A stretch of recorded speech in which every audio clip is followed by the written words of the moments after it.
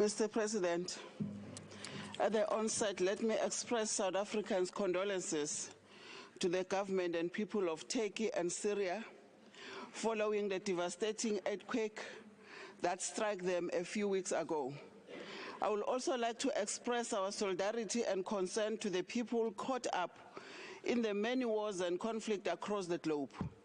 We urge the international community to privilege peace and dialogue, as wars cannot be ended by continued military engagement and the escalation of a new arms race. Mr. President, in 1945, when the international community created the United Nations in the aftermath of the Second World War, it reaffirms its faith in fundamental human rights, in dignity and worth of human persons, in equality right of men and women, and nations larger and small. 3 years later, the UN adopted the Universal Declaration on Human Rights to give effect to this reaffirmation for the promotion of universal respect for and observance of human rights and fundamental freedom. Today, South Africa assumes its seat in the Council for the period 2023-2025. We do so in the midst of war and natural disaster, linked in climate change and in the aftermath of COVID-19. We are of the considered view that political solutions and negotiated settlement remain key to sustainable peace, development, and the promotion, protection, fulfillment, and practical realization of human rights. These cannot be achieved through wars. Mr. President, the current global challenges require international solidarity and cooperation. Notwithstanding, we find ourselves faced with the rise of nationalism, including rampant racism and the resurgence of pre-World War II divisions and armed conflict. We believe that Human Rights Council has a duty to combat the scourge of racism and racial discrimination, including white supremacy.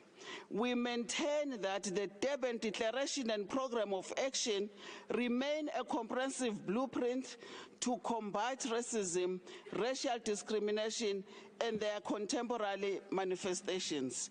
South Africa will, in this regard, continue to work with all partners in the Council to combat these scourges. We will also continue to work with all partners to combat all forms of discrimination. We will continue to work towards greater promotion and protection of the human rights of women, children, persons with disability, and the LGBTIQ+ community. My President, South Africa is concerned about the growing tendency to focus on new conflict to the detriment of the old conflicts. We remain steadfast in our belief that the Human Rights Council must seek to secure all the human rights of all people without any distinction. In this end, South Africa will continue to support the struggle of the Palestinians as they battle occupation and systematic apartheid, and the people of the Western Sahara who are also still living under occupation. Mr. President, we are concerned about the sustained violence perpetrated on the people of Palestine, which has resulted in 62 Palestinians killed since the beginning of this year. This violence is accompanied by the de jure exertion of the West Bank, which further diminishes the prospect of a two-state solution. We are also concerned by attempts of instrumentalize the Council to advance national and geopolitical agendas. We believe that the Council should remain true to its mandate of promoting and protecting all human rights, including socio-economic rights, in a fair, just, and non-selective manner. The commitment to the promotion and protection and fulfillment of all human rights will in turn promote peace and security and is an important component of sustainable development. Mr. President, we are concerned by the continuous imbalance that exists within the Human Rights Council between economic, social, and cultural rights on the one hand and civil and political rights on the other hand. These rights are interdependent and indivisible, and as outlined in the Declaration of the Rights to Development, there is no hierarchy in relation to these rights. We therefore need to focus on all these rights equally and ensure that we allocate more resources towards fulfilling and realizing economic, social, and cultural rights.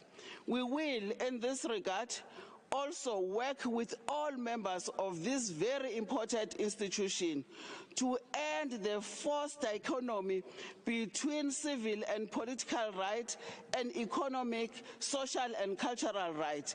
We want to see a council whose work is informed by principle of universality, indivisibility, interdependence, and interrelatedness of all human rights, and which must be given equal attention as so eloquently expressed in the Vienna Declaration and Programme of Action, the 30th anniversary of which we celebrate this year. We will also work to support implementation and follow-up to the Programme of Activities of the Decade for People of African Descent 2015-2024 and support the activities and program of the newly established Forum on People of African Descent and ensure that its aims and objectives and mandates are realized. In this context, we will also play a key role in the process to start negotiations on the Declaration on the Rights of People of African Descent. In conclusion, Mr. President, I wish to thank you and the entire UN family for your strong support for our candidature to be a member of this council. We look forward to working with you to achieve the goals we have set for ourselves, to promote, protect, and realize the achievement and enjoyment of all human rights by every person on our planet and without distinction of any kind.